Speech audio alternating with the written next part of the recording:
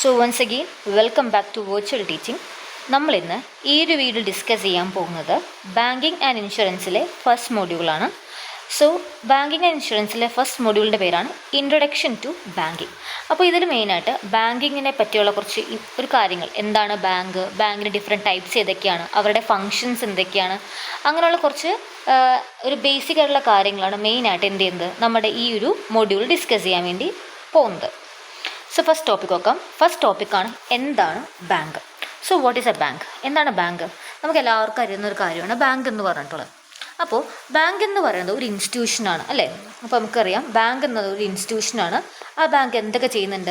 പബ്ലിക്കിൻ്റെ കയ്യിൽ നിന്ന് ഡെപ്പോസിറ്റ്സ് മേടിക്കാറുണ്ട്. നമ്മൾ നമ്മുടെ കയ്യിലുള്ള കാശുകൾ നമ്മൾ എന്ത് ചെയ്യും? ബാങ്കിൽ കൊണ്ടുപോയിട്ടാണ് ഇടാറുള്ളത് അല്ലേ. നമുക്ക് എന്തെങ്കിലും സേവിങ്സ് കിട്ടുമ്പോൾ അല്ലെങ്കിൽ നമുക്ക് എന്തെങ്കിലും ഫണ്ടൊക്കെ അറേഞ്ച് ചെയ്യാൻ പറ്റുമ്പോൾ നമ്മൾ എന്ത് ചെയ്യും? നേരെ കൊണ്ടുപോയി ബാങ്കിലിടും. അപ്പോൾ അതിന് നമ്മൾ എന്ത് വിളിക്കുന്നത്? ഡെപ്പോസിറ്റ് ചെയ്യുക എന്ന് പറയുന്നത്. അപ്പോൾ ബാങ്കിലേക്ക് പബ്ലിക് എന്ത് ചെയ്യും? ഈ പറയുന്ന ക്യാഷൊക്കെ ഡെപ്പോസിറ്റ് ചെയ്യും. അപ്പോൾ ബാങ്ക് എന്ത് ചെയ്യുന്നുണ്ട്? ഡെപ്പോസിറ്റ്സ് സ്വീകരിക്കാറുണ്ട് അല്ലേ. അതുപോലെ തന്നെ ബാങ്ക് എന്ത് ചെയ്യും? ആളുകൾക്ക് ലോണും കൊടുക്കാറുണ്ട്. നമുക്ക് എന്തെങ്കിലും ആവശ്യം വരുമ്പോൾ നമുക്കിപ്പോൾ കയ്യിൽ കാശില്ല, നമ്മുടെ അക്കൗണ്ടിൽ കാശില്ലെങ്കിൽ നമ്മൾ എന്ത് ചെയ്യും? കടം വാങ്ങിക്കും അല്ലേ. അപ്പോൾ ബാങ്കിൽ നമുക്ക് എന്ത് ചെയ്യാൻ പറ്റും? ലോണും റേസ് ചെയ്യാൻ വേണ്ടി സാധിക്കും. അപ്പോൾ ഈ രണ്ട് കാര്യങ്ങൾ, ഈ രണ്ട് മെയിനായിട്ടുള്ള കാര്യങ്ങളാണ് ബാങ്കിൻ്റെ മേജർ ഫങ്ഷൻസ്. എന്തൊക്കെയാണ്? ഡെപ്പോസിറ്റ്സ് മേടിക്കുക, അതേപോലെ തന്നെ ലോൺ കൊടുക്കുക. ഡെപ്പോസിറ്റ്സ് മേടിക്കുക, ലോൺ കൊടുക്കുക, ഇത് രണ്ടുമാണ് ബാങ്കിൻ്റെ മേജറായിട്ടുള്ള ഫംഗ്ഷൻ. ഈ രണ്ട് കാര്യം അറിയുമെങ്കിൽ നമുക്ക് സിമ്പിളായിട്ട് എന്ത് ചെയ്യാൻ പറ്റും?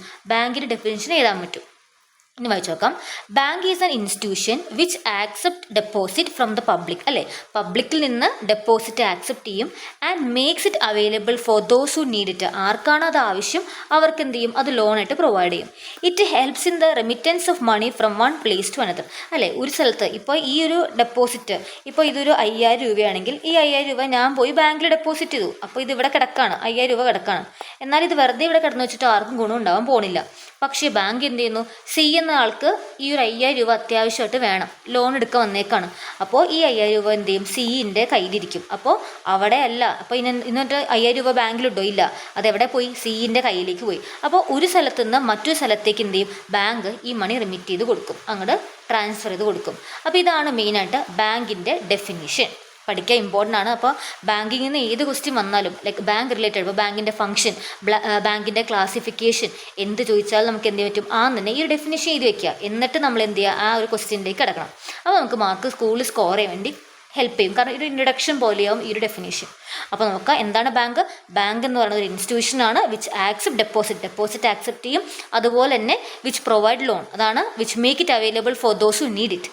അതുപോലെ തന്നെ it helps in the remittance of money from one place to another. കിട്ടിയെന്ന് പ്രതീക്ഷിക്കുന്നു. നെക്സ്റ്റ് ടോപ്പിക്കിൽ പോകാം. വളരെ ഇമ്പോർട്ടൻ്റ് ടോപ്പിക്കാണ് ക്ലാസിഫിക്കേഷൻ ഓഫ് ബാങ്ക്. നമുക്ക് ബാങ്കുകളെ പല പല കാറ്റഗറി ആയിട്ട് ക്ലാസിഫൈ ചെയ്യാൻ വേണ്ടി സാധിക്കും. അപ്പോൾ ആ ഒരു ക്ലാസിഫിക്കേഷൻ നമ്മൾ പല ഗ്രൂപ്പായി ഡിവൈഡ് ചെയ്തിട്ടുണ്ട്. ഫസ്റ്റ് ഒന്നാണ് classification on the basis of function. ബാങ്കുകൾ ചെയ്യുന്ന പല ടൈപ്പ് ഓഫ് ബാങ്കുകളുണ്ട്. ആ ഓരോ ബാങ്കും ചെയ്യുന്ന ഫങ്ഷൻ്റെ അടിസ്ഥാനത്തിൽ നമുക്ക് എന്ത് ചെയ്യാൻ പറ്റും? ബാങ്കുകളെ ക്ലാസിഫൈ ചെയ്യാൻ വേണ്ടി സാധിക്കും. അതിലൊന്നാമത്തെ ബാങ്കാണ് കൊമേഴ്ഷ്യൽ ബാങ്ക്. നമ്മൾ ഡേ ടു ഡേ ലൈഫിൽ കാണുന്ന ബാങ്കുകളില്ലേ, ലൈക്ക് SBI, ICICI, ഇപ്പോൾ BOB, പിന്നെ ഇതൊക്കെയാണ് അങ്ങനെയുള്ള HDFC ബാങ്ക്, ഇതെല്ലാം തന്നെ എന്താണ്? കൊമേഴ്ഷ്യൽ ബാങ്കിൻ്റെ എക്സാമ്പിൾസ് ആണ്. അപ്പോൾ സാധാ commercial banking operations like lending, deposit മേടിക്കുക, ഇങ്ങനെയുള്ള ബേസിക് ആയിട്ടുള്ള കാര്യങ്ങൾ ചെയ്യുന്ന നോർമൽ നമ്മൾ കാണുന്ന ബാങ്കുകളാണ് കൊമേഴ്ഷ്യൽ ബാങ്ക് എന്ന് പറഞ്ഞിട്ടുള്ളത്. Banks which carry on commercial banking operations, അതാണ് എന്ത്? കൊമേഴ്ഷ്യൽ ബാങ്ക് എന്ന് പറഞ്ഞിട്ടുള്ളത്. ഓക്കെ, നെക്സ്റ്റ് ആണ് ഇനി ഇൻഡസ്ട്രിയൽ ബാങ്ക്. ഇൻഡസ്ട്രിയൽ ബാങ്ക്, ആ പേര് തന്നെ മനസ്സിലാവും എന്താണ് അവരുടെ മെയിൻ ഫംഗ്ഷൻ എന്താണ്. അവർ മെയിനായിട്ട് ഈ പറയുന്ന ഇൻഡസ്ട്രീസിന് ലോൺ പ്രൊവൈഡ് ചെയ്യുക. നമുക്കറിയാം ഒരു വലിയ കമ്പനികൾ, അവരൊക്കെയാണ് ഇൻഡസ്ട്രീസ് എന്ന് പറഞ്ഞിട്ടുള്ളത്. അവർക്ക് എപ്പോഴും വേണ്ടതാണ് ഹ്യൂജ് എമൗണ്ട്സ് ആണ്. അപ്പോൾ ഈ പറയുന്ന long term financial long term ആയിട്ടുള്ള ഫണ്ട് റേസ് ചെയ്ത് ഇൻഡസ്ട്രീസിന് കൊടുക്കുന്ന ബാങ്കുകളാണ് ഇൻഡസ്ട്രിയൽ ബാങ്ക്. ഇവർ നമുക്ക് സാധാരണക്കാർക്ക് എന്ത് ചെയ്യില്ല? ലോൺ തരില്ല. സാധാരണക്കാർക്ക് അവിടെ പോയിട്ട് ഡെപ്പോസിറ്റ് ചെയ്യാനൊന്നും സാധിക്കില്ല. ആകെ അവരെന്ത് ചെയ്യുള്ളൂ? ഈ പറയുന്ന കമ്പനികളിനെയും ഇൻഡസ്ട്രീസിനൊക്കെ ഹെൽപ്പ് ചെയ്യുള്ളൂ. അങ്ങനെയുള്ള ബാങ്കാണ് ഇൻഡസ്ട്രിയൽ ബാങ്ക് എന്ന് പറഞ്ഞിട്ടുള്ളത്. നെക്സ്റ്റ് ആണ് ഇനി അഗ്രികൾച്ചറൽ ബാങ്ക്. അഗ്രികൾച്ചറൽ ബാങ്ക് എന്താണത്? ഇപ്പോൾ നേരത്തെ പറഞ്ഞ പോലെ എന്താ? ഈ പറയുന്ന അഗ്രികൾച്ചർ ഫാമേഴ്സിന് അവർക്ക് വേണ്ട ഹെൽപ്പ് പ്രൊവൈഡ് ചെയ്യുക. ലൈക്ക് ഇപ്പോൾ അവർക്ക് ട്രാക്ടർ മേടിക്കണം അവർക്ക് കുറച്ച് സീഡ് മേടിക്കണം, അവർക്ക് കുറച്ച് ഫെർട്ടിലൈസറൊക്കെ മേടിക്കണം, എന്ത് കാശ് വേണം അല്ലേ. അപ്പോൾ ഇവർക്കിപ്പോൾ കാശില്ലെങ്കിൽ അവരെന്ത് ചെയ്യും, ഈ പറയുന്ന അഗ്രികൾച്ചർ ബാങ്കിലേക്ക് വരും. അവിടെ ആകുമ്പോൾ കുറഞ്ഞ ഇൻട്രസ്റ്റ് റേറ്റിൽ അവർക്ക് എന്ത് പറ്റും, ലോൺ കിട്ടും. ഈ അഗ്രികൾച്ചർ അല്ലെങ്കിൽ ഫാമേഴ്സ് എന്ന് പറയുമ്പോൾ, ഈ കർഷകരെന്ന് പറയുമ്പോൾ അവർക്ക് എപ്പോഴും വലിയ കുറേ ലക്ഷങ്ങളൊന്നും വേണ്ടി വരില്ല. ചിലപ്പോൾ അവർക്കൊരു 50,000 രൂപ മതിയായിരിക്കും, അല്ലെങ്കിൽ ഒരു 10,000 രൂപ മതിയായിരിക്കും. അപ്പോൾ ഈ പറയുന്ന അഗ്രികൾച്ചർ ബാങ്ക് എന്ത് പ്രൊവൈഡ് ചെയ്യും, ഷോർട്ട് ടേം ആയിട്ടുള്ള ലോൺസും പ്രൊവൈഡ് ചെയ്യും, ലോങ് ടേം ആയിട്ടുള്ള ലോൺസും പ്രൊവൈഡ് ചെയ്യും. അപ്പോൾ അഗ്രികൾച്ചറൽ ക്രെഡിറ്റ്സ് അല്ലെങ്കിൽ അഗ്രികൾച്ചർ ലോൺസ് ഷോർട്ട് ടേമും ലോങ് ടേമും ആർക്ക് കൊടുക്കും, ഫാമേഴ്സിന് കൊടുക്കും. അതിനുവേണ്ടിയുള്ള ഒരു സെപ്പറേറ്റ് ബാങ്കാണ് എന്ത്, അഗ്രികൾച്ചറൽ ബാങ്ക് എന്ന് പറഞ്ഞിട്ടുള്ളത്. ഓക്കെ, ഈ നെക്സ്റ്റ് ആണ് എക്സ്ചേഞ്ച് ബാങ്ക്. എക്സ്ചേഞ്ച് ബാങ്ക് എന്തിനു വേണ്ടിയുള്ളതാണ്, ഫോറിൻ എക്സ്ചേഞ്ചും അത് ബന്ധപ്പെട്ടുള്ള കാര്യങ്ങളും ഡീൽ ചെയ്യാൻ വേണ്ടിയുള്ള ബാങ്കാണ് ഫോറിൻ എക്സ്ചേഞ്ച് ബാങ്ക്. ഇവർ മെയിനായിട്ട് എന്തെല്ലാം സ്പെഷ്യലൈസ്ഡ് ആയിട്ടുള്ള ഫോറിൻ എക്സ്ചേഞ്ച്, ഇപ്പം നമ്മുടെ നാട്ടിലേക്ക് ഒരാൾ വന്നിട്ട് ഇപ്പോൾ കുറച്ച് $US കൊണ്ടുവന്നു, നമുക്കത് ഇന്ത്യൻ കറൻസിയിലേക്ക് കൺവേർട്ട് ചെയ്യണം. അപ്പോൾ അതിനുവേണ്ടി നമ്മുടെ ബാങ്കിൽ, ഏത് ബാങ്കിൽ പോയാൽ മതി, ഈ പറഞ്ഞ എക്സ്ചേഞ്ച് ബാങ്കിൽ പോയാൽ മതി. അല്ലെങ്കിൽ എക്സ്ചേഞ്ച് റേറ്റിൽ എന്തെങ്കിലും ഇഷ്യൂ വന്നു, എന്തെങ്കിലും പ്രശ്നം വന്നു, നമുക്ക് ഫണ്ട് റേസ് ചെയ്യാൻ പറ്റില്ല, നമുക്ക് വേറൊരു കറൻസിയുടെ ഫണ്ട് റേസ് ചെയ്യണം, അങ്ങനെയുള്ള എന്ത് പ്രശ്നം വന്നാൽ നമുക്ക് എന്ത് ചെയ്യാം, ഈ പറയുന്ന എക്സ്ചേഞ്ച് ബാങ്കിൽ പോയി. അപ്പോൾ അങ്ങനെ ഫോറിൻ എക്സ്ചേഞ്ചുമായിട്ട് ബന്ധപ്പെട്ടുള്ള കാര്യങ്ങളൊക്കെ ചെയ്യാൻ വേണ്ടിയുള്ള ബാങ്കാണ് എക്സ്ചേഞ്ച് ബാങ്ക്. അടുത്താണ് ഇനി സേവിങ്സ് ബാങ്ക്. നമുക്കെല്ലാവരും അറിയാം, നമ്മളെല്ലാവരും സേവ് ചെയ്യണം എവിടെയാണ്, നമ്മുടെ സാധാ ബാങ്ക് അക്കൗണ്ട് തന്നെയാണ് സേവ് ഇടാൻ വെക്കുന്നത്. പക്ഷെ നമുക്കറിയാം, ഇപ്പോൾ നമുക്ക് ഈ പറയുന്ന ഈ ഗൂഗിൾ പേ, ഫോൺ പേ പോലുള്ള സാധനങ്ങളൊക്കെ ലിങ്ക് ചെയ്തുകൊണ്ടുതന്നെ നമുക്കതിൽ സേവിങ്സ് ഒന്നും ഇരിക്കുന്നില്ല, എല്ലാം ചിലവായി പോവുകയാണ്. അപ്പോൾ നമുക്ക് തോന്നാണ് നമുക്ക് സേവിങ് ഹാബിറ്റ് ഒന്ന് കൂട്ടണം. അങ്ങനെ സേവ് ചെയ്യാൻ മാത്രം പറ്റുന്ന ബാങ്കുകളുണ്ട് അല്ലേ, നമ്മുടെ ഫണ്ട് സേവ് ചെയ്യാൻ വേണ്ടി മാത്രമുള്ള ബാങ്കുകളുണ്ട്. അത് വിളിക്കുന്ന പേരാണ് സേവിങ്സ് ബാങ്ക് എന്നുള്ളത്. അവരുടെ മെയിൻ ഉദ്ദേശം എന്താ, പബ്ലിക്കിൻ്റെ കയ്യിൽ അനാവശ്യമായിട്ട് ഇങ്ങനെ കുറേ ഫണ്ട് ഉണ്ടാവും, ആ ഫണ്ടിനൊക്കെ കൃത്യമായിട്ട് മൊബിലൈസ് ചെയ്ത് ഒന്നിച്ച് കൊണ്ടുവന്ന് അതിനെ സേവ് ഇടുക. അങ്ങനെ വരുമ്പോൾ ആ ഫണ്ട് എന്ത് ചെയ്യും, പ്രോപ്പറായിട്ട് നല്ല രീതിയിലേക്ക് യൂസ് ചെയ്യാൻ വേണ്ടി സാധിക്കും.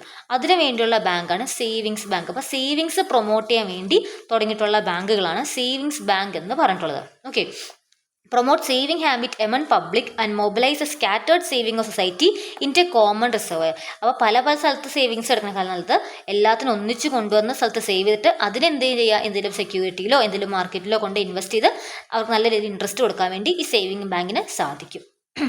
നെക്സ്റ്റ് ആണ് സെൻട്രൽ ബാങ്ക്. സെൻട്രൽ ബാങ്ക് എന്താ, നമ്മുടെ ഈ നാട്ടിൽ, നമ്മുടെ ഇന്ത്യയിലുള്ള എല്ലാ ബാങ്കുകളെയും കൺട്രോൾ ചെയ്യുന്ന ഒരു ടോപ്പ് മോസ്റ്റ് ബാങ്കാണ് സെൻട്രൽ ബാങ്ക് എന്ന് പറഞ്ഞിട്ടുള്ളത്. അപ്പോൾ നമ്മുടെ ഇവിടെ സെൻട്രൽ ബാങ്ക് ഏതാണ്, നമ്മുടെ RBI, reserve bank of India ആണ് നമ്മുടെ ഇന്ത്യയുടെ സെൻട്രൽ ബാങ്ക് എന്ന് പറഞ്ഞിട്ടുള്ളത്. ഇവരെന്ത് ചെയ്യും, ബാക്കി എല്ലാ ബാങ്കുകളെയും കൺട്രോൾ ചെയ്യും, റെഗുലേറ്റ് ചെയ്യും, അതുപോലെ സൂപ്പർവൈസും ചെയ്യും. എന്തൊക്കെ സൂപ്പർവൈസ് ചെയ്യും, നമ്മുടെ രാജ്യത്തുള്ള എല്ലാ മോണിറ്ററി ആൻഡ് ക്രെഡിറ്റ് സിസ്റ്റം അല്ലേ. ഇപ്പം മോണിറ്ററി സിസ്റ്റത്തിൽ വരുന്ന കാര്യങ്ങളാണ് ഈ പറയുന്ന ബാങ്കുകളും എല്ലാം അല്ലേ. ഈ പറയുന്ന ബാങ്കുകളും ഫിനാൻഷ്യൽ ഇൻസ്റ്റിറ്റ്യൂഷൻസും ഈ പറഞ്ഞ ബാക്കി എല്ലാ ടൈപ്പ് ഓഫ് ബാങ്കുകളൊക്കെ വരും. അപ്പോൾ ഈ മോണിറ്ററി സിസ്റ്റത്തിനെയും എന്താണ് ക്രെഡിറ്റ് സിസ്റ്റം, നമ്മുടെ ബാങ്കുകൾ നമുക്ക് ലോൺ തരാറില്ലേ, അപ്പോൾ ആ ലോൺ മേടിക്കുക അങ്ങനെയുള്ള കാര്യങ്ങളൊക്കെ ഉള്ളതാണ് ക്രെഡിറ്റ് സിസ്റ്റം എന്ന് പറഞ്ഞിട്ടുള്ളത്. അപ്പോൾ അതെല്ലാം തന്നെ കൺട്രോൾ ചെയ്ത് റെഗുലേറ്റ് ചെയ്ത് സൂപ്പർവൈസ് ചെയ്യുന്ന ഒരു ടോപ്പ് മോസ്റ്റ് ബാങ്കിങ് ഇൻസ്റ്റിറ്റ്യൂഷനാണ് എന്ത്, സെൻട്രൽ ബാങ്ക്. നമ്മുടെ ഇന്ത്യയിലാണെങ്കിൽ അത് RBI ആണെന്നും ഓർക്കാം. നെക്സ്റ്റ് ആണ് വേൾഡ് ബാങ്ക്. വേൾഡ് ബാങ്കിനെ IBRD എന്നും വിളിക്കാറുണ്ട്. അപ്പോൾ എന്തിനു വേണ്ടിയാണ് വേൾഡ് ബാങ്ക് കൊണ്ടുവന്ന് നോക്കാം. 2 കാര്യത്തിന് വേണ്ടിയാണ് മെയിനായിട്ട് വേൾഡ് ബാങ്ക് കൊണ്ടുവന്നിട്ടുള്ളത്. Providing long term loan for നമ്മുടെ സെക്കൻഡ് വേൾഡ് വാർ കഴിഞ്ഞ ശേഷം കുറേ രാജ്യങ്ങൾ നശിച്ചു പോയിരുന്നു അല്ലേ, കുറേ നാശനഷ്ടങ്ങൾ വന്നിരുന്നു. അപ്പോൾ അങ്ങനെയുള്ള രാജ്യങ്ങൾക്ക് ലോങ് ടേം ലോൺ കൊടുത്ത് അവരെ ഹെൽപ്പ് ചെയ്യാൻ വേണ്ടിയാണ് മെയിനായിട്ട് എന്ത് വന്നത്, വേൾഡ് ബാങ്ക് വന്നിരുന്നത്. അതാണ് അവരുടെ ഫസ്റ്റ് ഉദ്ദേശം. രണ്ടാമത് അണ്ടർ ഡെവലപ്ഡ് കൺട്രീസിനെ എക്കോണമീസ് അല്ലെങ്കിൽ കൺട്രീസിനെ ഡെവലപ്പ് ചെയ്യുക. ഇത് രണ്ടുമായിരുന്നു അവരുടെ മെയിൻ ഉദ്ദേശം. വേൾഡ് ബാങ്ക് എന്തിനാണ് വന്നത്, വേൾഡ് ബാങ്കിൻ്റെ മെയിൻ 2 ഫംഗ്ഷൻസ് എന്ന് പറഞ്ഞാൽ ഒന്നാമത്തെ എന്താണ്, സെക്കൻഡ് വേൾഡ് വാർ കഴിഞ്ഞ ശേഷം കുറേ രാജ്യങ്ങൾ നശിച്ചു പോയിരുന്നു, ആ രാജ്യങ്ങളൊക്കെ റീകൺസ്ട്രക്ട് ചെയ്യാൻ വേണ്ടിയുള്ള ഒരു ബാങ്കാണ് വേൾഡ് ബാങ്ക്. അതിനുള്ള ലോങ് ടേം ലോൺസ് പ്രൊവൈഡ് ചെയ്യായിരുന്നു. അതേപോലെ തന്നെ അണ്ടർ ഡെവലപ്ഡ് ആയിട്ടുള്ള എക്കോണമീസിനെ ഡെവലപ്ഡ് എക്കോണമീസ് അല്ലെങ്കിൽ ഡെവലപ്പിംഗ് എക്കോണമീസ് ആയിട്ട് മാറ്റാൻ വേണ്ടി അവരെ സപ്പോർട്ട് ചെയ്യാൻ വേണ്ടിയുള്ള ഒരു ബാങ്കും കൂടിയായിരുന്നു വേൾഡ് ബാങ്ക് എന്ന് ഓർക്കാം. അടുത്താണ് എക്സിം ബാങ്ക്. എക്സിം ബാങ്ക് അത് എക്സ്പോർട്ട് ഇമ്പോർട്ട് ബാങ്ക് എന്നാണ് വിളിക്കേണ്ടത്, Exim bank. Okay, export import bank. അപ്പോൾ എന്തിനു വേണ്ടിയാണ് മെയിനായിട്ട്, ഇത് നമ്മുടെ രാജ്യങ്ങൾ നടക്കുന്ന എക്സ്പോർട്ടുകളും ഇമ്പോർട്ടുകളും ഒക്കെ നോക്കാൻ വേണ്ടിയുള്ള എക്സ്പോർട്ട് ഇമ്പോർട്ട് കാര്യങ്ങളൊക്കെ വർക്കിംഗ് കറക്റ്റായിട്ട് ചെയ്യുന്നുണ്ടോ എന്ന് നോക്കാൻ വേണ്ടിയുള്ള ഒരു ബാങ്കാണ് എക്സിം ബാങ്ക് എന്ന് പറഞ്ഞിട്ടുള്ളത്. കിട്ടിയല്ലോ. ഇത്രയാണ് ബേസ്ഡ് ഓൺ ദ ഫങ്ഷൻസ് എന്ന് ഓർക്കാം. ഇനി അടുത്താണ് ഓണർഷിപ്പ്. നമ്മുടെ ക്ലാസിഫിക്കേഷൻ കഴിഞ്ഞിട്ടില്ല, ഒരു ക്ലാസിഫിക്കേഷൻ മാത്രം നേരത്തെ കണ്ടേ നമ്മൾ. ഇപ്പോൾ അടുത്താണ് ഓണർഷിപ്പ്. ഇതൊക്കെ മെയിനായിട്ട് 50 മാർക്സ് ആയിട്ട് വരാറുള്ളതെന്ന് ശ്രദ്ധിക്കുക. അപ്പോൾ അടുത്താണ് ഇനി ഓണർഷിപ്പ്. നമുക്ക് ഓണർഷിപ്പിൻ്റെ ബേസിസിൽ ബാങ്കിനെ 3 ഡിവൈഡ് ചെയ്യാൻ വേണ്ടി സാധിക്കും. ഏതൊക്കെയാണ്, public sector bank, private sector bank and cooperative bank. അപ്പോൾ പബ്ലിക് സെക്ടർ ബാങ്ക് ഉണ്ട്, പ്രൈവറ്റ് സെക്ടർ ബാങ്ക് ഉണ്ട്, കോപ്പറേറ്റീവ് ബാങ്ക് ഉണ്ട്. എന്താണ് പബ്ലിക് സെക്ടർ ബാങ്ക്? ഗവൺമെൻറ് ആണ് അത് കൺട്രോൾ ചെയ്ത് ഓൺ ചെയ്യുന്നത്. ഗവൺമെൻറ് സ്വന്തമായിട്ടുള്ള ബാങ്ക് SBI പോലെ. അപ്പോൾ എന്താണ്, ഗവൺമെൻറ് ആണ് ഓൺ ചെയ്യുന്നത്, കൺട്രോൾ ചെയ്യുന്ന ആരാണ്? ഗവൺമെൻറ് തന്നെയാണ്. അതാണ് പബ്ലിക് സെക്ടർ ബാങ്ക്. ഇനി എന്താ private sector bank? Private individuals അല്ലെങ്കിൽ പ്രൈവറ്റ് കോർപ്പറേഷൻസ് ആണ് എന്ത് ചെയ്യുന്നത്, അത് കൺട്രോൾ ചെയ്ത് ഓൺ ചെയ്യുന്നത്. ഫെഡറൽ ബാങ്ക് ഒക്കെ അതിന് എക്സാമ്പിളാണ്. അപ്പോൾ എന്താണ്, ഈ പ്രൈവറ്റ് ആയിട്ടുള്ള ആൾക്കാർ തന്നെയായിരിക്കും എന്ത് ചെയ്യുക, അത് കൺട്രോൾ ചെയ്ത് ഓൺ ചെയ്യുക. അതാണ് പ്രൈവറ്റ് സെക്ടർ ബാങ്ക്. അതാണ് കോപ്പറേറ്റീവ് ബാങ്ക്. എന്താണ് കോപ്പറേറ്റീവ് ബാങ്ക്? കോപ്പറേറ്റീവ് സൊസൈറ്റി നടത്തുന്ന ബാങ്ക്. നമുക്ക് ഓരോ സ്ഥലങ്ങളിൽ കാണുമ്പോൾ കോപ്പറേറ്റീവ് സൊസൈറ്റി, ആ സ്ഥലങ്ങളുടെ പേര് വെച്ചുള്ള കോപ്പറേറ്റീവ് സൊസൈറ്റി കാണാൻ പറ്റും അല്ലേ? അപ്പം അങ്ങനെ കോപ്പറേറ്റീവ് സൊസൈറ്റികൾ നടത്തുന്ന, ഓപ്പറേറ്റ് ചെയ്യുന്ന അല്ലെങ്കിൽ ഓൺ ചെയ്യുന്ന ബാങ്കുകളാണ് കോപ്പറേറ്റീവ് ബാങ്ക്സ് എന്ന് പറഞ്ഞിട്ടുള്ളത്. ഇതാണ് on the basis of ownership. അടുത്ത് നോക്കുകയാണെങ്കിൽ അനദർ ടൈപ്പ് ഓഫ് ബാങ്ക്സ് ആണ് ഡൊമസ്റ്റിക് ബാങ്കും അതേപോലെ തന്നെ ഫോറിൻ ബാങ്കും. എന്താ ഡൊമസ്റ്റിക് ബാങ്ക്? നമ്മുടെ രാജ്യത്ത് തന്നെ അത് രജിസ്റ്റർ ചെയ്തിട്ട് ഉള്ള ബാങ്ക്. ഇപ്പം നമ്മുടെ രാജ്യത്താണ്, ഇന്ത്യയിലാണ് ആ ഒരു ബാങ്കിൻ്റെ രജിസ്ട്രേഷൻ ഉള്ളതെങ്കിൽ, കമ്പനി ഫോം ചെയ്യുമ്പോൾ രജിസ്റ്റർ ചെയ്ത് ഇന്ത്യയിലാണെങ്കിൽ അത് ഇന്ത്യൻ ബാങ്കാണ്. ഇനി ഇതിൻ്റെ രജിസ്ട്രേഷൻ വേറെ ഏതെങ്കിലും രാജ്യത്താണ് നടത്തിയിട്ടുള്ളതെങ്കിൽ, അല്ലെങ്കിൽ ഇതിൻ്റെ ഹെഡ് ഓഫീസ് ഇരിക്കുന്ന വേറെ രാജ്യത്താണെങ്കിൽ, രജിസ്ട്രേഷൻ കഴിഞ്ഞ് ഹെഡ് ഓഫീസ് ഇരിക്കുന്ന വേറെ രാജ്യത്താണെങ്കിൽ അതാണ് ഫോറിൻ ബാങ്ക്. അപ്പോൾ എങ്ങനെ ഈ ഫോറിൻ ബാങ്ക് ഇന്ത്യക്ക് ബന്ധമുള്ളത്? ഈ ഫോറിൻ ബാങ്കിൻ്റെ ഒരു ബ്രാഞ്ച് ചിലപ്പോൾ ഇന്ത്യയിലുണ്ടാവും. മനസ്സിലായോ? അപ്പോൾ എന്താണ്, അപ്പോൾ വേറൊരു രാജ്യത്ത് തുടങ്ങി അവിടെ രജിസ്റ്റർ ചെയ്ത് അവിടെ ഹെഡ് ഓഫീസുള്ള ബാങ്ക്, ആ ബാങ്കിൻ്റെ ഒരു ബ്രാഞ്ചിടെ വർക്ക് ചെയ്യുന്നുണ്ടെങ്കിൽ ആ ബ്രാഞ്ചിനെ എന്തായിട്ടായിരിക്കും കാണാം? അതൊരു ഫോറിൻ ബാങ്ക് ആയിട്ടായിരിക്കും കാണാം. എന്നാൽ നേരെ മറിച്ച് ഒരു ഇന്ത്യൻ കമ്പനി ഇന്ത്യയിൽ രജിസ്റ്റർ ചെയ്ത ഒരു ബാങ്ക് ആണെങ്കിൽ തന്നെ നമ്മൾ ഡൊമസ്റ്റിക് ബാങ്ക് എന്നും പറയും. അപ്പോൾ ഡൊമസ്റ്റിക് ബാങ്ക് ഉണ്ട്, ഫോറിൻ ബാങ്ക് ഉണ്ടെന്നും ഓർക്കാം. നെക്സ്റ്റ് ആണ് ഇനി ഷെഡ്യൂൾഡ് ആൻഡ് നോൺ ഷെഡ്യൂൾഡ് ബാങ്കും licensed and non licensed bank. എന്താണ് scheduled and non scheduled bank? Scheduled bank എന്ന് വെച്ച് കഴിഞ്ഞാൽ ശ്രദ്ധിക്കുക, നമ്മുടെ RBI ആക്ട് ഉണ്ട്. RBI ഫോം ചെയ്യാൻ വേണ്ടി കാരണമായ ആക്റ്റാണ് RBI act of 1934. Okay, RBI act of 1934. അപ്പോൾ ഈ RBI ആക്ടിൽ പ്രകാരം അതിലെ രണ്ടാമത്തെ ഷെഡ്യൂളിൽ പേരുകളുള്ള എല്ലാ ബാങ്കും, രണ്ടാമത്തെ ഷെഡ്യൂളിൽ ലിസ്റ്റ് ഓഫ് ബാങ്കുകളുടെ പേര് കൊടുത്തിട്ടുണ്ടാവും. ആ പേരുകളുള്ള എല്ലാ ബാങ്കുകളെയും നമ്മൾ വിളിക്കുന്ന പേരാണ് ഷെഡ്യൂൾഡ് ബാങ്ക് എന്ന് പറഞ്ഞിട്ടുള്ളത്. അപ്പോൾ RBI ആക്ടിൽ രണ്ടാമത്തെ ഷെഡ്യൂളിൽ പേരുള്ള ബാങ്കുകളെല്ലാം തന്നെ എന്താണ്? ഷെഡ്യൂൾഡ് ബാങ്കാണ്. അപ്പോൾ എന്തായിരിക്കും നോൺ ഷെഡ്യൂൾഡ് ബാങ്ക്? ഈ പറയുന്ന RBI ആക്ട് അതിൽ രണ്ടാമത്തെ ഷെഡ്യൂളിൽ പേര് ഇല്ലാത്ത ബാങ്കുകളാണെന്ത്? നോൺ ഷെഡ്യൂൾഡ് ബാങ്ക് എന്ന് പറഞ്ഞിട്ടുള്ളത്. കിട്ടിയല്ലോ? ഇനി അടുത്താണ് licensed and non licensed bank. എന്താണ് ലൈസൻസ്ഡ് ബാങ്ക്? RBIയുടെ കയ്യിൽ നിന്ന് ബാങ്കിങ് ബിസിനസ് നടത്താൻ വേണ്ടി ലൈസൻസ് ലഭിച്ചിട്ടുള്ള ബാങ്കുകളാണ് ലൈസൻസ്ഡ് ബാങ്ക് എന്ന് പറഞ്ഞിട്ടുള്ളത്. എന്താണ്? RBIയുടെ കയ്യിൽ നിന്ന് ബിസിനസ് നടത്താൻ വേണ്ടി അവർക്ക് എന്ത് കിട്ടിയിട്ടുണ്ട്? ലൈസൻസ് കിട്ടിയിട്ടുണ്ട്. അങ്ങനെയുള്ള ബാങ്കാണ് ലൈസൻസ്ഡ് ബാങ്ക്. അപ്പോൾ എന്താണ് നോൺ ലൈസൻസ്ഡ് ബാങ്ക്? ഈ RBIയുടെ കയ്യിൽ നിന്ന് ലൈസൻസ് കിട്ടാത്ത ബാങ്കാണ് നോൺ ലൈസൻസ്ഡ് ബാങ്ക്. ഇപ്പോഴത്തെ കാലത്ത് എന്ത് ചെയ്യാൻ പറ്റില്ല? RBIയുടെ ലൈസൻസ് ഇല്ലെങ്കിൽ ബാങ്കും നടത്താൻ വേണ്ടി സാധിക്കില്ല, ലൈസൻസ് കിട്ടിയിട്ടേ നടത്താൻ വേണ്ടി സാധിക്കുള്ളൂ. അപ്പം അങ്ങനെ ലൈസൻസ് ഇല്ലാത്ത ബാങ്കാണ് എന്ത്? നോൺ ലൈസൻസ്ഡ് ബാങ്ക് എന്ന് ഓർക്കാം. ഇതാണ് on the basis of registration. അപ്പം അങ്ങനെ നമ്മുടെ ക്ലാസിഫിക്കേഷൻ ഓഫ് ബാങ്ക് കഴിഞ്ഞു. ഇനി നെക്സ്റ്റ് ടോപ്പിക്കാണ് ഫങ്ഷൻസ് ഓഫ് കൊമേഴ്ഷ്യൽ ബാങ്ക്. അപ്പോൾ എന്തൊക്കെയാണ് കൊമേഴ്ഷ്യൽ ബാങ്കിൻ്റെ മേജർ ഫങ്ഷൻ? നമുക്ക് ഫങ്ഷനെ രണ്ടായി ഡിവൈഡ് ചെയ്യാൻ പറ്റും. ഒന്നാമത് പ്രൈമറി ഫങ്ഷൻ, രണ്ടാമത് സെക്കൻഡറി ഫങ്ഷൻ. നമുക്കിപ്പോൾ രണ്ടായി ഡിവൈഡ് ചെയ്യാൻ പറ്റും, പ്രൈമറി ഫങ്ഷനും സെക്കൻഡറി ഫങ്ഷനും. നമുക്ക് ആദ്യം തന്നെ പ്രൈമറി ഫങ്ഷൻ പഠിക്കാം. പ്രൈമറി ഫങ്ഷനിൽ മെയിനായിട്ട് രണ്ട് ഫങ്ഷൻസ് ഉള്ളത് ആക്സെപ്റ്റിംഗ് ഡെപ്പോസിറ്റും അതേപോലെ ലെൻഡിങ് മണിയും അല്ലേ. ഡെപ്പോസിറ്റ് ആക്സെപ്റ്റ് ചെയ്യുക, അതേപോലെ തന്നെ മണി ലെൻഡ് ചെയ്യുക. അതാണ് മെയിനായിട്ട് എന്ത് ചെയ്യുക അവരുടെ പ്രൈമറി ഫങ്ഷൻസ് എന്ന് പറഞ്ഞിട്ടുള്ളത്. അപ്പോൾ ഏതൊക്കെ ടൈപ്പ് ഓഫ് ഡെപ്പോസിറ്റ്സ് ആണ് അവർ മെയിനായിട്ട് സ്വീകരിക്കുന്നത്? മെയിനായിട്ട് 4 ടൈപ്പ് ഓഫ് ഡെപ്പോസിറ്റ് ആയിരിക്കും അവർ മേടിക്കുക. എന്തൊക്കെയാണ്? Fixed deposit, current deposit, saving deposit, recurring deposit. ശ്രദ്ധിക്കുക. അപ്പോൾ എന്താണ് ഈ ഫിക്സഡ് ഡെപ്പോസിറ്റ്? FD. നമ്മൾ FD ഇടാണെന്ന് കേട്ടിട്ടില്ലേ? അപ്പോൾ എന്താ FD? നമ്മൾ കുറേ നാളത്തേക്ക് ഒരു 15 ഇയേഴ്സിലേക്കോ അല്ലെങ്കിൽ 5 ഇയേഴ്സിലേക്കോ 20 ഇയേഴ്സിലേക്ക് നമ്മൾ ഒരു എമൗണ്ട് കൊണ്ടുപോയി ബാങ്കിലിടാണ്. നമ്മൾ എന്ത് ചെയ്യുള്ളൂ? നമ്മളിപ്പോൾ ഒരു 50,000 രൂപയാണെങ്കിൽ ഈ 50,000 രൂപ നമുക്ക് ഒരു 15 കൊല്ലം കഴിഞ്ഞിട്ട് മാത്രമേ നമ്മൾ എടുക്കുള്ളൂ. അത്രയും കൊല്ലം നമ്മൾ എന്ത് ചെയ്യും? ബാങ്കിൽ കൊണ്ട് ഡെപ്പോസിറ്റ് ചെയ്യും. അങ്ങനെയുള്ള ഡെപ്പോസിറ്റ് വിളിക്കുന്ന പേരാണ് ഫിക്സഡ് ഡെപ്പോസിറ്റ്. ഇത് ഇത്രയും നാൾ 15 കൊല്ലത്തേക്ക് കൊണ്ടേക്ക് ഇടുന്നതുകൊണ്ട് തന്നെ ഇതിനെ വിളിക്കുന്ന വേറെ പേരാണ് ടൈം ഡെപ്പോസിറ്റ് എന്ന് പറഞ്ഞിട്ടുള്ളത്. കുറേ ടൈമിലേക്ക് നമ്മൾ ഇടുന്ന ഡെപ്പോസിറ്റ് ആണല്ലോ, അതുകൊണ്ട് തന്നെ ടൈം ഡെപ്പോസിറ്റ് എന്നും പറയുന്നുണ്ട്. അപ്പോൾ നമുക്ക് എന്ത് ചെയ്യാൻ പറ്റുള്ളൂ, ആ ഒരു 15 years ഒക്കെ ആകുമ്പോൾ നമുക്ക് എന്നുള്ള ഫണ്ട് എടുക്കാൻ പറ്റുള്ളൂ. അതിന് മുമ്പ് എടുക്കാം, പക്ഷെ നമുക്ക് നഷ്ടമായിരിക്കും. അപ്പോൾ അങ്ങനെ എടുക്കുമ്പോൾ നമുക്ക് എന്ത് കിട്ടും, നമുക്ക് സാധാ സേവിങ്സ് ഇടുന്നേക്കാളും കൂടുതൽ ഇൻട്രസ്റ്റ് ഒക്കെ നമുക്ക് കിട്ടും, നമുക്ക് നല്ലൊരു ലാഭമായിരിക്കും. അപ്പോൾ അതാണ് എന്ത്, ഫിക്സഡ് ഡെപ്പോസിറ്റ് എന്ന് പറഞ്ഞിട്ടുള്ളത്. മിക്കവർക്കും ഉള്ളൊരു ഡെപ്പോസിറ്റ് ആണ് ഫിക്സഡ് ഡെപ്പോസിറ്റ്. നെക്സ്റ്റ് ആണ് കറണ്ട് ഡെപ്പോസിറ്റ് അല്ലെങ്കിൽ ഡിമാൻഡ് ഡെപ്പോസിറ്റ്. കറണ്ട് ഡെപ്പോസിറ്റും ഡിമാൻഡ് ഡെപ്പോസിറ്റും. അപ്പോൾ ഈ ഒരു ഡെപ്പോസിറ്റ് വെച്ച് കഴിഞ്ഞാൽ മെയിനായിട്ട് ബിസിനസ് നടത്തുന്ന ആൾക്കാരാണ് കൂടുതലും കറണ്ട് ഡെപ്പോസിറ്റ് ഒക്കെ മെയിൻറ്റെയിൻ ചെയ്യുക. ഇതിന് പ്രത്യേകം വെച്ച് കഴിഞ്ഞാൽ നമുക്ക് എത്ര പ്രാവശ്യം വേണമെങ്കിലും അതിലെ ഫണ്ട് അതിലേക്ക് ഇടാം.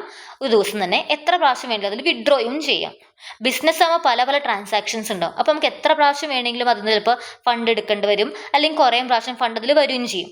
അപ്പോൾ അങ്ങനെയുള്ള ഒരു കാര്യങ്ങൾ ഡീൽ ചെയ്യാൻ വേണ്ടിയുള്ള ഒരു അക്കൗണ്ടാണ് കറണ്ട് അക്കൗണ്ട് അല്ലെങ്കിൽ ഡിമാൻഡ് ഡെപ്പോസിറ്റ്. നമുക്ക് ഡിമാൻഡ് അനുസരിച്ച് ഡെപ്പോസിറ്റ് ചെയ്യാം, ഡിമാൻഡ് അനുസരിച്ച് അത് വിഡ്രോയും ചെയ്യും. ആ ഡിമാൻഡ് ഡെപ്പോസിറ്റ് ഇവിടെ പ്രത്യേകിച്ച് നമുക്കിവിടെ എന്ത് കിട്ടില്ല, ഇവിടെ നമുക്ക് ഒരു ഇൻട്രസ്റ്റും കിട്ടില്ല. ഓക്കെ, ആ എമൗണ്ട് അവിടെ ഫിക്സ്ഡ് അല്ലല്ലോ, ഇങ്ങനെ എപ്പോഴും റോൾ ചെയ്തുകൊണ്ടിരിക്കുന്നതുകൊണ്ട് തന്നെ ആ ഒരു അക്കൗണ്ടിൽ ക്യാഷ് ഇടുമ്പോൾ നമുക്ക് എന്ത് കിട്ടില്ല, ഇൻട്രസ്റ്റ് കിട്ടുന്നല്ല. അതാണ് കറണ്ട് ഡെപ്പോസിറ്റിനായിട്ട് പറയാനുള്ളത്. നെക്സ്റ്റ് ആണ് ഇനി സേവിങ്സ് ഡെപ്പോസിറ്റ്. എന്താണ് സേവിങ്സ് ഡെപ്പോസിറ്റ്? നമ്മുടെ ഇപ്പോഴത്തെ കയ്യിലുള്ള അക്കൗണ്ട് ഇല്ല, അതാണ് സേവിങ്സ് ഡെപ്പോസിറ്റ് എന്ന് പറഞ്ഞിട്ടുള്ളത്. ഇതിന് പ്രത്യേകം വെച്ച് കഴിഞ്ഞാൽ ചെറിയ ചെറിയ ഇൻട്രസ്റ്റ് നമുക്ക് കിട്ടും. നമുക്ക് ഈ പറഞ്ഞ FDയിലുള്ള അത്ര ഇൻട്രസ്റ്റ് കിട്ടില്ലെങ്കിൽ പോലും നമുക്ക് ചെറിയൊരു എമൗണ്ട് ഇൻട്രസ്റ്റ് എവിടെ നിന്ന് കിട്ടും, ഈ പറയുന്ന സേവിങ്സിൽ നിന്ന് കിട്ടുന്നതായിരിക്കും. അതാണ് സേവിങ്സ് ഡെപ്പോസിറ്റ് എന്ന് പറഞ്ഞിട്ടുള്ളത്. നെക്സ്റ്റ് ആണ് റെക്കറിങ് ഡെപ്പോസിറ്റ്. റെക്കറിങ് ഡെപ്പോസിറ്റ് വെച്ച് കഴിഞ്ഞാൽ നമ്മളിപ്പോൾ ഒരു നമുക്കിപ്പോൾ ഒരു വലിയൊരു എമൗണ്ട് ഒറ്റയടിക്ക് റേസ് ചെയ്യാൻ പറ്റില്ല. അതിന് പകരം നമ്മളിപ്പോൾ ഒരു 5 lakh rupees ആണെങ്കിൽ തന്നെ ഈ 5 lakhനെ എല്ലാ മാസവും ചിലപ്പോൾ നമ്മൾ 1000 വെച്ച് ഇടായിരിക്കും. എല്ലാ മാസവും ഒരു 1000 വെച്ച് ചിലപ്പോൾ ഒരു 5 yearsലേക്കോ ഒരു 10 yearsലേക്ക് കിട്ടുക നമ്മൾ എന്ത് ചെയ്യും, ആ ഒരു എമൗണ്ട് റേസ് ചെയ്യും. അങ്ങനെ റേസ് ചെയ്യുന്ന ഒരു അക്കൗണ്ടാണ് റെക്കറിങ് ഡെപ്പോസിറ്റ്. എന്തായിരിക്കും, അവിടേക്ക് നമ്മുടെ ഈ ഡെപ്പോസിറ്റ് എപ്പോഴും റെക്കർ ചെയ്തുകൊണ്ടിരിക്കും അല്ലേ. എല്ലാ മാസം ഒരേ എമൗണ്ട് നമ്മൾ എന്ത് ചെയ്യും, ആ ഒരു അക്കൗണ്ടിലേക്ക് ഇട്ടുകൊണ്ടിരിക്കും. ലാസ്റ്റ് ഒരു 5 years ആകുമ്പോൾ നമുക്ക് എന്ത് ചെയ്യാൻ പറ്റും, ആ ഫുൾ എമൗണ്ട് വിഡ്രോ ചെയ്യാൻ പറ്റും. ഇതിന് പ്രത്യേകിച്ച് കഴിഞ്ഞാൽ ഇതിൻ്റെ കൂടെ നമുക്ക് എന്ത് കിട്ടും, ഇൻട്രസ്റ്റും കിട്ടുന്നതായിരിക്കും. ഓക്കെ, നമ്മളിവിടെ എല്ലാ മാസവും നമ്മൾ കുറച്ച് എമൗണ്ട് ആയിട്ട് ഒരേ എമൗണ്ട് കുറേ മാസങ്ങൾ ഇടും, എന്നിട്ട് അത് വിഡ്രോ ചെയ്യുമ്പോൾ നമുക്കൊരു ആ ഒരു ഇട്ട എമൗണ്ടും കിട്ടും, കൂടെ നമുക്ക് ഇൻട്രസ്റ്റും കിട്ടും. അതാണ് റെക്കറിങ് ഡെപ്പോസിറ്റ് എന്ന് പറഞ്ഞിട്ടുള്ളത്. ഇതാണ് ആക്സെപ്റ്റിംഗ് ഡെപ്പോസിറ്റിൻ്റെ മെയിനായിട്ട് 4 കാറ്റഗറീസ്. നെക്സ്റ്റ് ആണ് ഇനി ലെൻഡിങ് മണി.